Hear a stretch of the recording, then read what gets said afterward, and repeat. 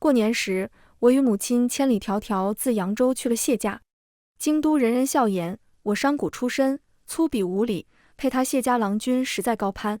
我没有反驳。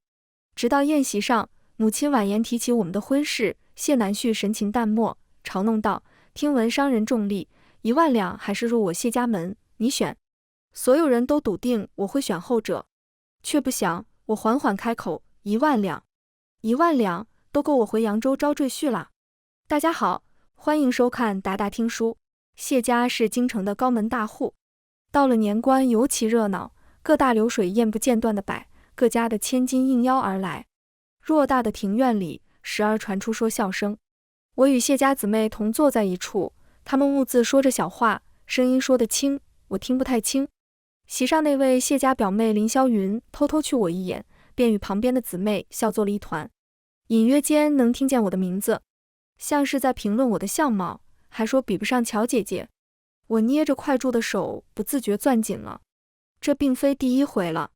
自前日我与母亲上京入了谢家，这样打量的目光便不间断。我起初生气，但母亲劝我忍，说大家族规矩多，不好还没过门就得罪了人家。母亲的话在耳边过了几圈，我缓缓吐出口气，假装没有听见。我低下头，但还不等我继续吃东西，忽然又听见有人笑。你看他又开始吃了，哎，也不知道他们母女俩是不是来咱们府上打秋风的，就这样的姿容和身份，哪里配得上南旭哥哥？你是没瞧见他娘那讨好的嘴脸，想来是铁了心要攀谢家这高枝了。听说他娘原来还是个2家妇，指不定之前做了什么阿杂事被休弃了呢。砰的一声，筷子被扔在地上，几个姑娘愣了下神，错愕地盯着我。我冷下脸，你们胡说什么？几人你看看我，我看看你，一下噤声了。就在这时，谢南旭过来了，瞧见这副场面，眉头便是一皱，沉声问：大过年的，吵什么呢？他相貌生得极好，冬日里他穿了身绣着青竹纹样的圆领袍子，脖梗处还有一圈的细细绒毛，面若冠玉，身如翠竹，往那一站，便不自觉吸引了所有人的目光。我下意识朝他望去，刚想开口说他们不尊重我娘，可话还未脱口，便被谢家表妹截住了。她笑嘻嘻地指着我说：表哥，你这位未婚妻想是没吃过什么好的，方才席面上盯着一道制羊肉吃了大半盘，活像饿死鬼投胎里。我们笑了他2句便不高兴了，还摔筷子，怎地这般粗鄙？他的语气娇蛮，说着还朝我吐了吐舌头，扮了个鬼脸。我气得浑身发抖，分明是你们在背后胡乱嚼我娘的舌根。说着我就要过去同他争辩，但谢南旭却误会了，手腕被扣住。谢南旭的力气比当年大多了，狠狠一甩，我就被灌在了地上。隔着厚厚的冬衣，我仍能感受到膝盖和手肘处传来剧烈的疼痛，生理性眼泪不自觉冒出。谢南旭居高临下地睨着我，眼底掠过淡淡的鄙薄，语调很冷：萧云不过说句玩笑话，你就要动手？这是我谢家，你还没嫁进来呢，还轮不到你来教训人。他这话一出，众人看好戏的目光朝我投来，怯怯地笑。我哪里受过这样的委屈，眼圈一下子红了，却忍住了眼泪，梗着脖子说：是他们先对我娘出言不逊，在先。谢南旭却懒得听，低声呵斥：够了，好好的宴会，叫你弄成这样，还嫌不够乱？我一下愣住，恰逢这会儿，垂花门外来了个下人，高喊了句：乔姑娘来了。呀，是乔姐姐来了，我们快些去。她宾息滑得最好，定要她教教我们。表哥你也快来啊！众人说着便要去。林霄云笑着上前，拽着谢南旭的衣袖就走。谢南旭瞧了眼还跌在地上的我，眉心皱了皱，但到底还是被扯去了。人群哗啦啦地散了，我拍了拍裙摆的兀自起身。冬日里穿的厚，没摔伤，约莫就是手肘和膝盖处淤青了。我不会冰溪，自然也不想过去凑这个热闹，兀自回了屋。此番上京，除了我这一桩婚事，还有另一件要紧的事。3年前，我族中的米阿子嫁到了京里的将军府，年前寄了信回扬州，说生了男孩，族里人都欢喜得不得了。这是我的第一个小外甥，我自然是放心上，想着筹备一份厚礼送他。可惜我不善女工，最后敲定是亲手篆刻一枚绿竹佩，竹子高洁，纹样又不至于太过繁琐。我花了重金寻得了块好玉，花了2个多月方雕好了。今日与米阿紫约定好了午后申时相见。想到这，我立在床沿，掀开枕头，可下一刻神情一变，我的锦盒呢？我把房间翻了个底朝天，都没有看见我的锦盒，当下急了，冲出门去。恰逢有丫鬟端着盘子要往湖边去，被我一把抓住时吓了一跳。沈姑娘，有什么事吗？我认出她，她是这个院子里伺候的。我眯起眼睛质问，今日谁进过我的房间？小丫鬟浑身抖了抖，眼神发虚，顾左右而言他，这奴婢哪里晓得呀？姑娘快松手，奴婢还得去给其他姑娘哥送果子呢。说着便要挣开我的手走。我心下觉得不对，不肯松手。你不说，我不让你走。眼见我要打破砂锅问到底，他将眼神往湖边那边一瞥，小声说，姑娘要是丢了东西，就去湖边看看吧。湖边，我一个愣神地功夫，他便挣开了我的手，兀自往前走了，嘀咕，真是好粗蛮的姑娘。我没理会他的嘀咕，提起裙子快步去了湖边。谢府占地范围极大，其中就有一面湖。如今天气寒凉，湖面结了冰。我到的时候，就见几个穿着棉袄的姑娘在上面耍冰嬉，笑声不断。谢南旭也在，他旁边还站着一位姑娘，她身量纤细，瞧着弱不禁风，肩上裹了厚厚的大氅，一张芙蓉面半藏在绒毛里，半隐半现间，犹如美人半遮面。想必就是谢家表妹口中的乔姐姐，确实是个实打实的美人。可我却无心这些，离约定的时辰近了，想来阿紫已然在等我了。正想着该找谁问问，一扭头，却见凌霄云手中正拿着我那块玉，见我瞧去，他眼珠子一转，高举起来，娇声笑着，乔姐姐，你不划可不厚道啊，要不这样，就拿这块玉当做彩头，咱们几个从这里划到岸边，谁若胜了，彩头便归谁了。他站在岸边，我快步过去，想去抓住他的手，还给我，这是我的东西。可他仗着穿着冰刀，轻轻松松避开我的手，我知道是你的呀，反正是送给表哥的东西，表哥说了，可以送给我们。他在乱说些什么？我踩上冰面，冰面太滑，我险些摔倒，勉强站稳，这不是给你表哥的东西，你快还给我。见我否认，凌霄云却不肯信，翻了个白眼，你还不承认？他把玉佩随手扔给站在另一边的姑娘，接着那姑娘伸手要去接，却不想冰面太滑，那姑娘也不太会滑，手忙脚乱的，玉佩从半空中掉落，摔在冰上，碎了。所有人都愣住了。刹那间，我的脑袋一空，紧接着浑身的血液涌上头，我想也没想，一把抓住凌霄云，扇了他一个巴掌。我这巴掌打得重，他没反应过来，直接跌倒在地，手掌按在玉佩碎片上，鲜血流了一地。他反应过来，尖叫出声，啊！这边的动静很快吸引了谢南旭的注意。他滑过来，见他摔倒在地，手上流了血，而我站在旁边，一脸愤恨，当下一巴掌甩在我脸上，沈锦，你疯了！我的脸被打到一边去，嘴里溢出血腥气，不可置信地看着他。他扶起凌霄云，看也没看那摔碎的玉佩，冷声道，为着这么快不入流的下等货色，也值得这样大动干戈？再说了，本就是要送给我的东西，我早说了，送他们玩，你至于这样小气计较？谁说是要送给你的？我一句话还没说完，就被他的肩膀撞开。旁边几个姑娘鄙夷地看向我，谢家郎君最爱竹，你说那绿竹佩不是送给他的，谁信？可小声些，小心他冲上来打你，和疯子似的，可怕的紧。快走快走！也不知是有意还是无意，有个姑娘走的时候还重重推了我一下。我踉跄了几步，眼瞧着谢南旭搀扶着人大步离去。我在原地站了许久，目光迟缓的下移，落在那被摔得不像样的玉佩，所有的情绪纷涌而来，而又归于平静，连带着心里那一点惦念，好似都一并摔碎了。我忽然想回扬州了，没了玉佩，我一时想不到拿什么去见米阿紫，心情又糟糕，实在不想米阿紫担心，便托了人说今日被事情耽搁，过2日再去。闵阿紫最是善解人意，很快打发人回来说不打紧，他日日都在府里，等我闲了去便是。我轻叹了口气。来谢家前，其实我是满怀期待的。想当年在扬州时，谢南旭待我很好。4月里，他与我一道乘船游湖，为我弹奏一曲。10月里，螃蟹肥美，他亲手为我剥螃，剥了足足1碗，尽给我一人吃。12月里，下了雪，他会将手炉塞我手里，红着耳尖说别着凉了。那会儿我们都还年少，少年同游，情愫暗生。可就是这样的他，现在嫌我粗鄙，说我计较。我没变，变的是他。我才不会因为他而难过呢。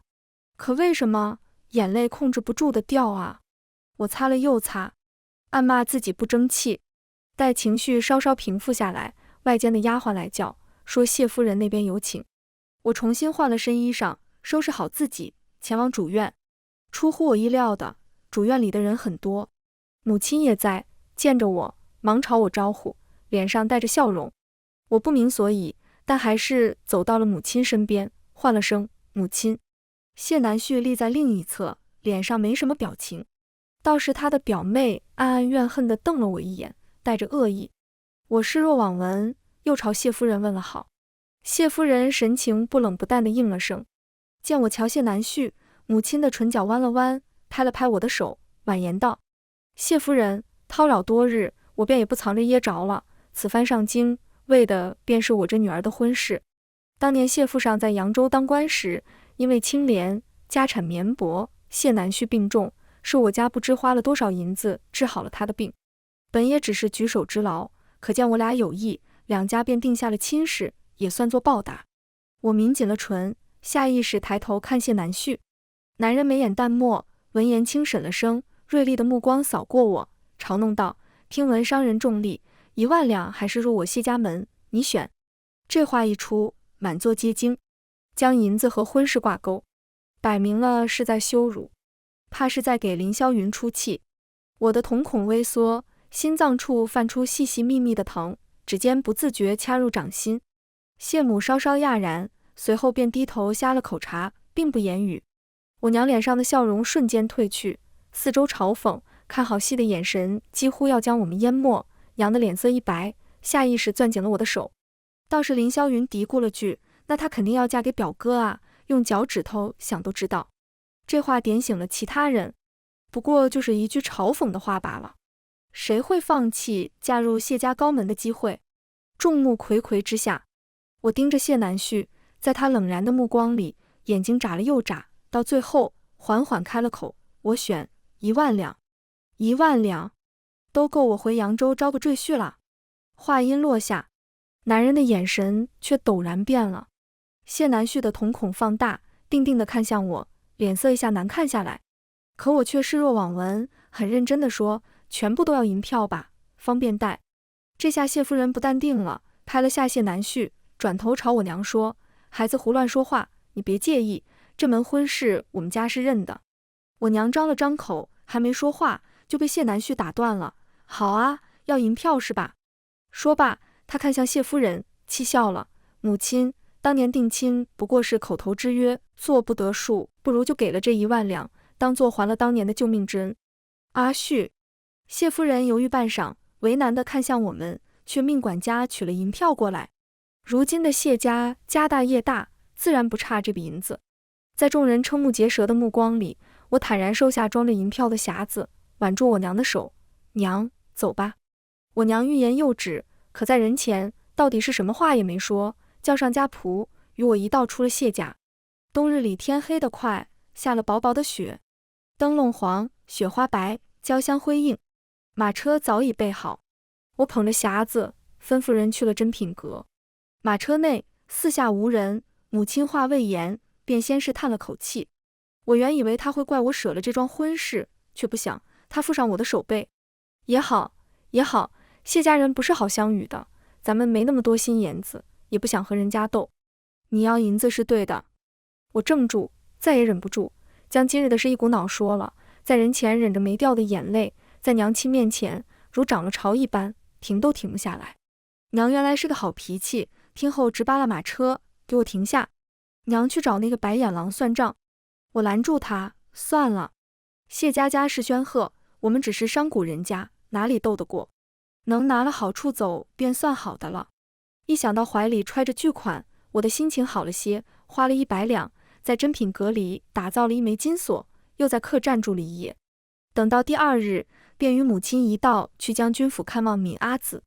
见着我们，闵阿紫喜上眉梢，欢欢喜喜地迎出来，唤了声伯母、阿锦妹妹。我与她抱了个满怀，笑着打趣：几年不见，闵姐姐好像丰腴了许多呢。闵阿紫嗔打了我一下，嘴越来越贫了。等你嫁了人呀，日子过得好了，指不定比我还丰腴呢。提到婚事，我沉默了下。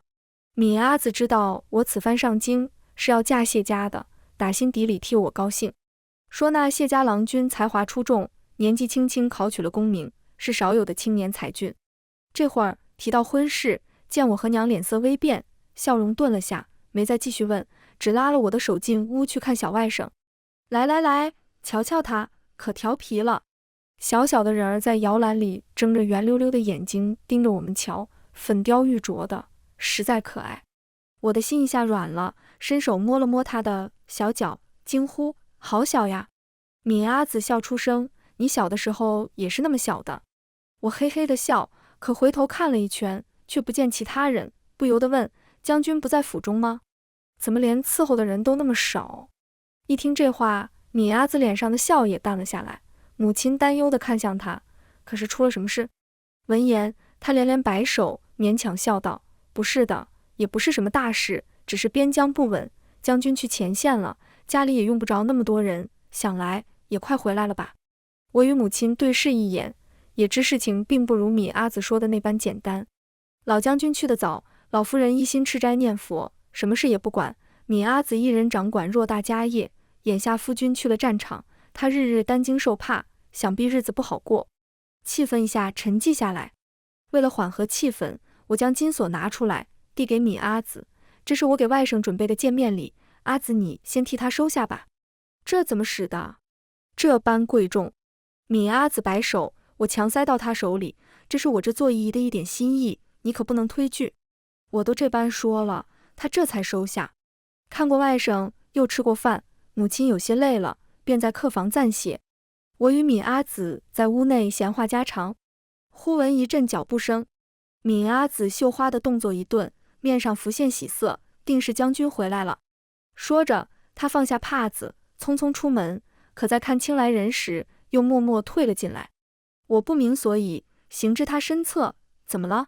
他转过身，耐心与我解释，是我那小叔，他16岁就跟着将军上战场了，身上有军功，只可惜是个不好相与的，骂人可凶了，我实在不敢与他多说话。那他可有欺负你？经过谢家一遭，我对京城中的世家子弟都没什么好感。见阿紫面露惧色，更是气不打一处来，义愤填膺道：阿紫，若是你在将军府里过得不如意，咱们就回扬州去，打不过咱们还躲不过吗？我噼里啪啦一顿说，久久没有听见回应，一抬头就见闵阿紫瞪大眼，眼神惊恐。我顺着他的视线回眸，陡然撞上一双黑沉如墨的眼睛。那什么？我第一次说人坏话，就被人抓包了。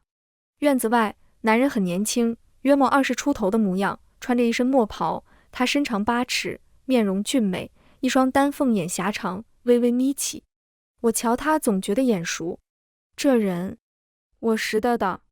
当年扬州匪患作乱，一位少年执一杆红缨枪，带人扫荡流匪，还了扬州城一片安宁。但我之所以还记得，却是一桩糗事。他来我家店里吃饭，却没有带银子。那会儿我爹娘去别的店忙了，留下间小食铺让我看着。那年我才11、12岁，不知他是大英雄，见他吃霸王餐，不肯让他走，拽着他的衣袖道：你不给我钱，就要留下给我家洗盘子。他的表情很凶，我有些害怕，眼泪在眼眶里打转，眼见要哭，他没了法，手忙脚乱地哄我给你洗，你别哭啊。我忍住眼泪，绷着小脸说：那你洗。然后盯着他洗完了100个碗碟，这才放他走。现在想起来，我面色一窘。人的记性有时候其实可以不必太好的。不过那样的小事，他应当不记得了吧？果不其然，他只扫了我一眼，并没有认出我，只看向敏阿紫。嫂嫂，前线战事吃紧，国库空虚，阿兄命我回来取些银子，不知家中还有多少银子。敏阿紫掌管府中钟馗，眼下面露难色，支支吾吾半天说不上来。裴怀记明了，也不多问，只眉心深锁，转身便走。想到什么，我犹豫了下，到底追了出去。哎，他走得实在太快，我追到院门口才拦住他。他眼皮微垂，嗓音淡淡：“何事？”我抿了抿唇，抱紧手中匣子。他身上杀伐气很重，我不免有些害怕，鼓足了勇气才开口，声音却不自觉发颤：“我有钱。”他尾音上调，有些不明白，视线下落在我的匣子上，阳光倾泻下来，落在他冷硬的侧脸，似是温和了些。我将匣子打开，这里面有1万两，都给你。这笔银子于我扬州富商而言，虽然也算不上少，但对他来说更重要，算是还了当年他的恩情。爹说，若不是他，就没有现在的沈家。裴怀记的目光在那银票上一扫而过，目光微动，最后落在我脸上，沉声道：“无功不受禄。”我也是大行的子民，自然该出一份力的。我将匣子塞到他怀里，又怕他拒绝，硬着头皮攀亲戚。况且我阿紫是你嫂嫂，我理应也该喊你一声小叔。实在不行，老小叔你在军里替我留意，有没有长得俊、性子好的年轻男子，最好有官职的，也不用太高。敏阿紫与我感情甚笃，我实在不忍见他日子难过，早些打完仗，便能早日阖家团圆。再说了，这银子也不是我的，花出去不心疼。听到小叔2字，男人眉头皱了又皱，最后深深凝视我一眼，说：“这个好办，我有现成的。”我胡乱的应，那下回叫他来扬州寻我。好。他一口应下，目光仍盯着我，忽然道：“还有别的话吗？”我啊了声：“没了呀。”但对上他深邃的目光，想了想，真诚道：“战场凶险，望将军此行顺利，不日得胜归来。若到扬州，我请将军吃饭。”闻言，裴怀记的眸光微晃，良久，他似笑了：“知道了，小老板。”严肃惯了的人眉眼间漾开笑意，褪去了冰冷，好看的惑人。我的心脏莫名跳得快了些，脸颊一下红了。他竟然还记得。见我窘迫，裴怀记倒也没有取笑，接过我手中的匣子，转身离开。可走出几步，又回过头来，目光在我身上定格，忽然道：“雪天路滑，车马不便，若是无事，可在将军府多住几日，等过完了年再走。”这话来得突然，我慌乱抬眼，对上他的视线，一时没反应过来，呆呆的应下：“哦。”见状，他的唇角又上扬了下，很快拉平。如他所说，正是过年，又下了雪，马车不好走。但裴怀记却没留下过年，带着一行人又匆匆地赶赴边境。倒是米阿紫留我们过完了年，这才亲自送我们离开。我与阿娘辞别敏阿紫回扬州那日，是个风和日丽的好天气，云雪消融，天空如洗。我最后回头望了眼繁华的京城，眼底早没了来时的期待。该回家了。我出城的消息也不知怎地传到了谢家。谢南旭正在院子里和几个友人闲谈，可心情实在称不上愉快。不知是谁先提起说：“谢兄，今早得到消息，你那青梅出城了。”说来，这样粗鄙的女子哪里配得上谢兄啊？也不知谢兄缘何与她定下的亲。这话吸引了好几人的兴趣，纷纷追问。谢南旭恍然了下，他忽然记起当年在扬州时，他病得很重，是阿锦整日坐在他身旁照料。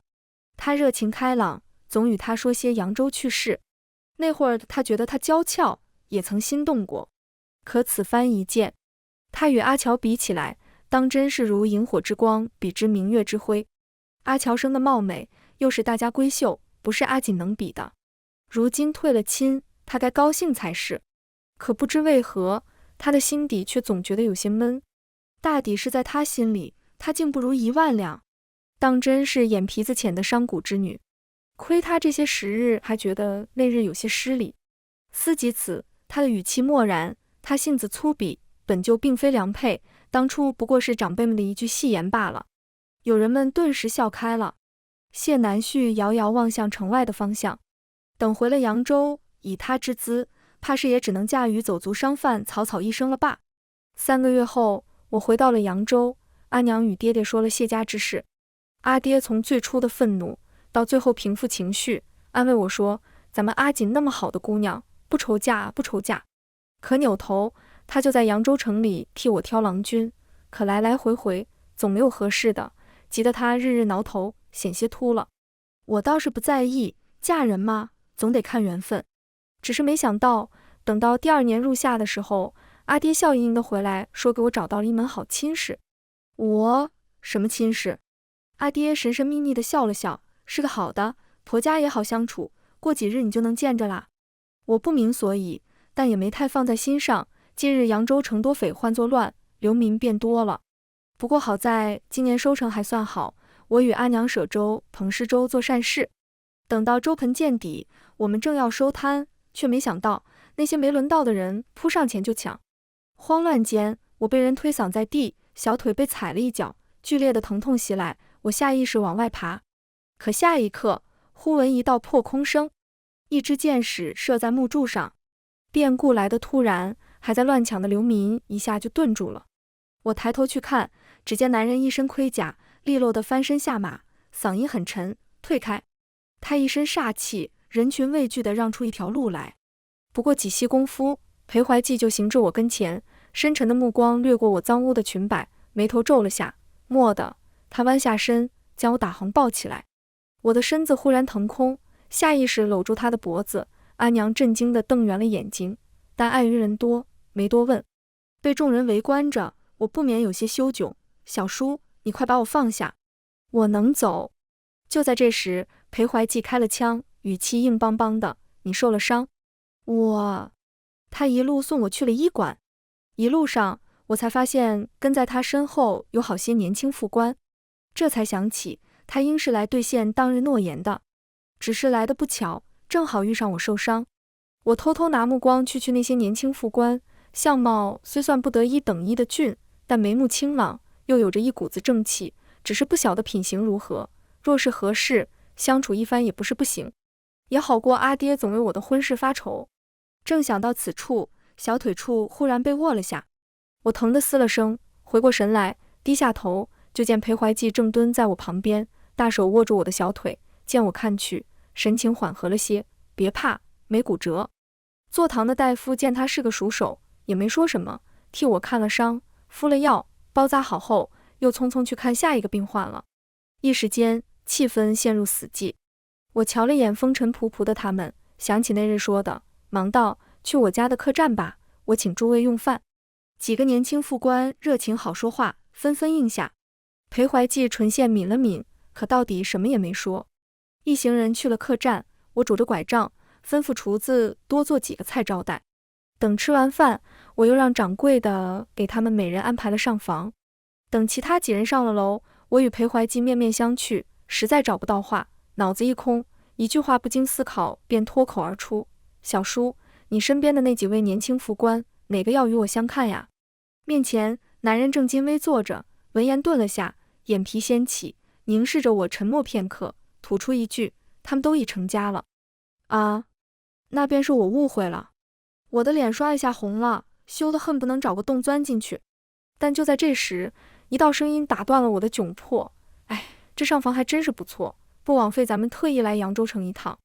我仰头，就见一名副官不知何时跑了下来，笑嘻嘻的，忽然听见裴怀济的话，讶然地瞪圆了眼睛，指了指自己，惊疑道，将军，我还没成家呢。老吴也还没。裴怀济一个眼刀飞过去，副官。他的眼珠子在我和裴怀济身上转了几圈，嘴角一咧，扭头冲我挤眉弄眼，对，我们都成家了，就将军还没呢，不过也快了。我不知是不是我的错觉，男人藏在黑发下的耳尖好似红了。裴怀济在扬州留了足足2月，先是帮着地方官安置好了流民，后又是去剿了匪。我腿伤不便，他二话没说，接管了我的任务，每日在粥棚施粥。他长得凶，气势足，倒是没有流民作乱。阿娘瞧得多了，没忍住对我说：“这人还真是不错。”我明白阿娘的意思，只是听那副官的意思，裴怀济要娶妻了，也是应当的。只是不知为何，胸腔内竟有些发闷。但我没想到，等到入夜的时候，会在饭桌上见到裴怀济。阿爹朝我努了努嘴：“闺女啊，裴小将军人品端方，是个可托付的。”这下换我惊讶了。之后听阿爹说，裴怀济打了胜战，在殿前求了金银珠宝，第一时间给阿爹去了信，道明求娶之意。也是因此，沈家有这么多的银子能用来做善事。可相处多日，裴怀济只字未提。我又是惊讶又是茫然，还夹杂了点说不清道不明的欢喜，一时间竟不知说些什么好。只等饭后送他出门时，没忍住问：“你怎么突然求娶我啊？还有，怎么不提前说？”一连2个问题抛出。男人的脚步微顿，回头眸色认真：“那日你赠我1万两银时，我便想娶你了，只是我们相处不多，不甚了解。这2月，想你多了解我一些，再做决定。”他知晓那1万两银是怎么来的。他在谢家受尽了委屈，退婚得的这笔银子，却在得知边境有难时，毫不犹豫将1万两尽数赠他。这样的好姑娘，何该被好好呵护的？我争冲地望着他，心中莫名有些松动。莫得，他又补上一句：“你阿子和外甥也很想你。”见他偷偷看我，我莫名觉着有些好笑，抿唇笑开：“那一起去京城？”听见这话，男人的眸光亮了下，唇角上扬：“好，裴家的小将军要成婚了。”这个消息不过几日就传遍了整个京城。裴家如今刚打了胜战，正得陛下宠幸，上赶着结交的人大把。谢南旭自然也得到了消息，命人备好了一份厚礼，亲自上门庆贺。但他没想到的是，会在人群里看见一道熟悉的身影。我手执团扇，与裴怀济一道拜了堂。敏阿子站在一旁，笑得合不拢嘴。婆母是个性情寡淡的，也不多为难我，淡然地喝了茶。待流程结束，我由丫鬟搀扶着往新房去，可一转身，却撞上谢南旭的目光。他的眼里有震惊，有错愕，也有深藏的不甘。我什么也没说，兀自越过他，去了新房。谢南旭呆呆地目送我的身影远去，旁边有相熟的有人拍他：“哎，我怎么瞧着那新娘子眼熟得紧，与你那青梅好生相似。”谢南旭嘴唇蠕动了下，可一句话也说不出来。他大抵在想，我怎么会嫁给裴怀济？我又怎么能嫁给裴怀济？坐在新房里的时候，我想到谢南旭方才的神情，忽然觉得有些好笑。我不嫁他，他应当是高兴的吧？又何必再惺惺作态？思绪千回百转，也不知过了多久，听见熟悉的脚步声。我的心间没由来的一紧，只见下意识攥紧了裙摆，伴随着嘎吱一声，男人推门而入。我浅浅抬眼，正巧撞上男人深邃的黑眸，烛火跳跃着，他的面颊有些红，同手同脚地朝我走来，唤了声阿锦。我略颔首，眼神扫过桌上的合卺酒，他似是也注意到了，赶忙端来与我同饮。待喝了酒，我抿了抿唇，脑海中想着出嫁前母亲给我塞的那个小本子，皙白的脸庞慢慢爬上红晕。可我等了好一会儿，也没等到他过来。抬眼去看，就见他翻箱倒柜。我一头雾水，你在找什么？裴怀济也不知从哪掏出来好几个匣子，全捧了送到我跟前。莫，这是我全部家当，以后挣的也都给你。我更疑惑，推拒说，我不用那么多，母亲给了我许多陪嫁。但裴怀济却很认真，将军府不比谢家有钱，嫁我是你委屈了。我默了下，没忍住笑，便是谢家再有钱，我也只嫁你。阿锦要嫁的郎君，从来就不是以家产多少来论高低的。谢南旭负我将婚事换了1万两银，是断了这门婚事，也断了自己的念想。话落，久久没听见他出声，我笑着望他，却见他直勾勾地盯着我，眼底染上玉色。我忙别过脸去，低声说：“把匣子放下，去洗漱吧。”好。他哑了嗓。等我洗漱完出来的时候，他已经坐在床边了。我的目光不自觉往下一扫，他指着亵裤，腰胯间一块突出，对上我的目光，他眼底的欲色愈浓，似有火焰在烧，再忍不住，一把将我拉至怀里。他的身材宽大，能够完全圈住我，粗糙的大手掐住我的腰眼，我耐不住痒意，推他，别掐，痒。男人的喉结快速滚动了下，炽热的吻就落在我的唇上，带着急切却又极致的温柔。红帐落下，烛火气泪，一夜未灭。等到第二日清晨，我听人说，谢家郎君在将军府外站了一夜未走。不过我也没在意，只是与闵阿紫相见时，别提有多高兴了。阿紫，如今该叫一声嫂嫂了。旁边与裴怀济有几分相似的男子淡笑着纠正，这应当就是裴怀济的大哥裴怀初了。比起裴怀济的冷峻，裴怀初温润许多。我叫了声大哥安好，嫂嫂安好。闵阿紫连连应了，握住我的手，哎呦了声，你不知道，我得知你嫁过来，我昨晚上高兴的一晚上没睡着觉。将来他们俩要是都去打仗了，咱姐俩也不孤单。我也欢喜，忙说那到时候再请个扬州的厨娘。哎，对，最好再搭个戏班子，咱俩一块听戏吃果子。蓦地，腰间多了一只手，裴怀济低下头，温热的呼吸洒在我脖颈间，悠悠道：要让娘子失望了，蛮夷被打跑了，10年里应该不会再来了。裴怀初也笑，冷飕飕的：是呢，以后我们都在家陪你们。我和闵阿紫对视一眼，同时叹了口气。见状，两人俱黑了脸。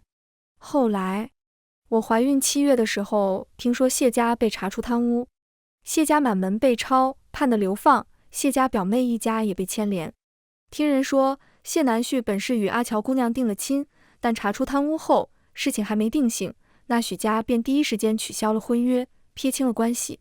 我听后也没什么想法，只是忽然想到，当年他谢家清贫，仍重情重义，如今谢家滔天富贵，却遭见真心，落得如此下场，也当是报应。谢南旭翻脉，谢家被查出贪污那日，阿乔的家人来了，来退婚。谢南旭没想到，一向对他温柔小意的人，在婚事上如此决绝。他去见了阿乔一面，隔着门，阿乔冷眼瞧他，嗓音不冷不淡：谢南旭，你如何才肯退亲？莫非也要我给1万两？当年他什么也没说，只是在心里想，谢家郎君实不是可托付的，奈何家族想与谢家联姻，他不得不与他交好。如今谢家落难，他自然不想再与他沾上关系。